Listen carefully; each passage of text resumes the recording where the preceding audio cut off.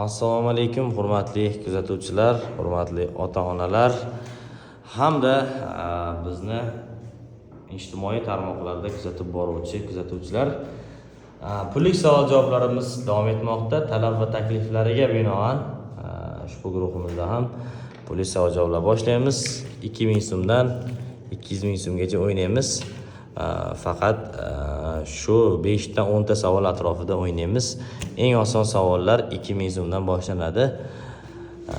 Bu bolalar salohiyatini hamda qiziqishini orttirish maqsadida qilayotgan ishlardan biri. Demak, boshladik. Birinchi eng oson savollardan biri.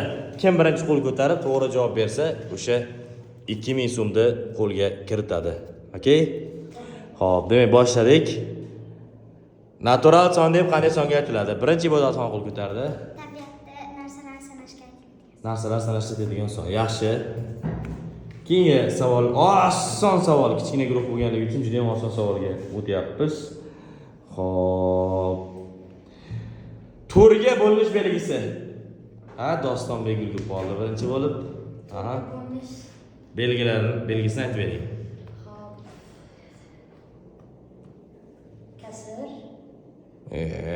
To'rga bo'linish belgisi deyapman, do'stim. Xossa. Bilmaymizmi? 1, 2, 3. Mana shu taldan beri do'stimiz qo'l ko'tarib turibdi, qani? Oxirdagi ikkita sondan to'rga bo'linsa son. Yo'q, afsus, bu pul yonga qoladigan bo'lyapti, hurmatli kuzatuvchilar. Sabab ikki kishi ham o'zi bitta savolni bitta odamga beramiz, ikkinchi odam javob so'ramaymiz, lekin bahs qo'l ko'tarib turgani uchun javob beradi. O'zim javob beraman. To'rga bo'linish belgisi berilgan sonning oxiridagi ikkita raqami 0 bilan tugasa yoki o'sha ikkita raqam to'rga xoliqsiz bo'linsa, berilgan son to'rga xoliqsiz bo'linadi deb gaplashganmiz. To'g'rimi? Hurmatli kuzatuvchilar, o'quvchilar, yaxshi, yana 2000 lik savolga o'tdik. Yaxshilab eshitib turamiz. Shukrona qolib ketyapsan sen. Xo'p. Demak, eng kichkinasi 2000 so'm, shunga mos savol yana. A minus B barobar C. A ni B ni S ni nomi nima? Yana ibodatxonmi? Keyingilari kimga imkoniyat beramiz? A minus B teng C. A ni nomi nima? B ni nomi nima? S ni nomi nima? Qani, bundan nima eshitaylik? Ha deb ibodatxon olmasin. Ayriluvchi ayirma. Ayriluvchi ayirma. Ani bitta yana varianti bor edi, ani. Shuni aytsang 2000 ni qo'lga kiritasan. Bu nima? Ayiruvchi ayirmadirdik. Ani nomi nima edi?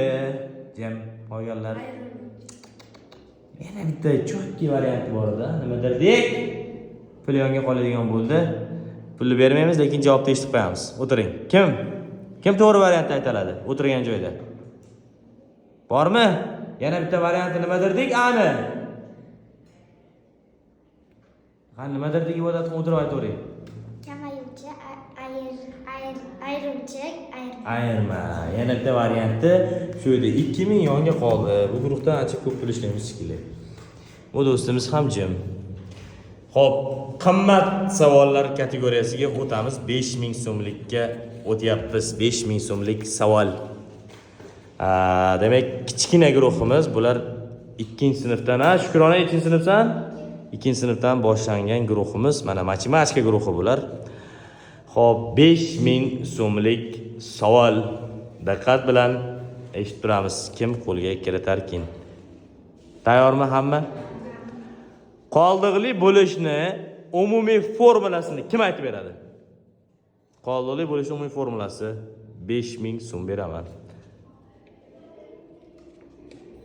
5000 so'm. Qoldiqli bo'lishning umumiy formulasi qani? Ko'paytirilganda qo'shilgani. Yo'q. Qoldiqli bo'lishning umumiy formulasi kim aytadi? Yana ibodatxonmi? Qani Dostonbek? Yana Dostonbek, yana ibodatxon, yana Muhammad. Qolganlar nima bo'lyapti?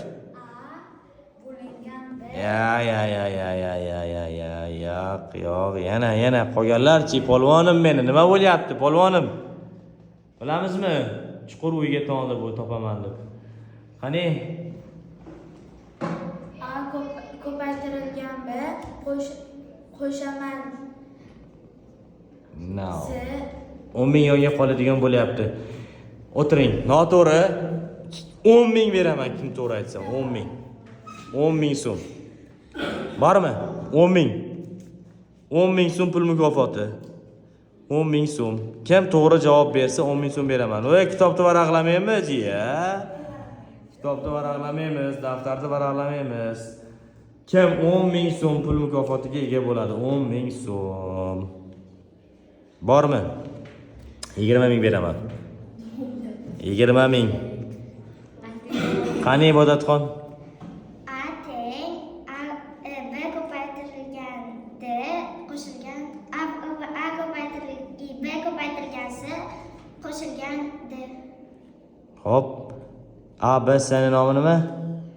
Endi 20 mingga chiqdi-da bu savol javobi. Hozir boshqatdan ayting formulani. A teng Jinoha. B qo'shilgan C A ko'paytirilgan C qo'shilgan D.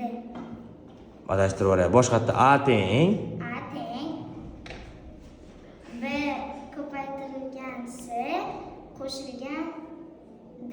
to'g'ri, bu umumiy formula. Endi 20 mingga chiqdi-ku bu. 20 chiqqancha yana qo'shimcha bitta savol. A, B, C, D ning nomi nima? Eng oson savol bu 2 minglik savol. Ko'paytma A ko'paytiriluvchi Mana tinchgina 5 mingni olib o'tiring. Ibodatxon 7 ming ishladi bugun.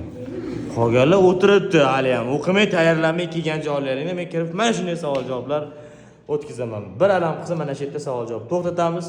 Sabab bu minuti ham 6 minut bo'lib ketdi. Bu pullarni keyingi safarga olib qo'yamiz. Mana hurmatli kuzatuvchilar, demak o'quvchilar yaxshilab o'tirgan mavzular takrorlab kelsalang, o'tilgan mavzularni aralash joylardan yana shunday savol javoblarni o'tkazamiz. Bizni kuzatishda davom eting hurmatli kuzatuvchilar. Barchangizga rahmat.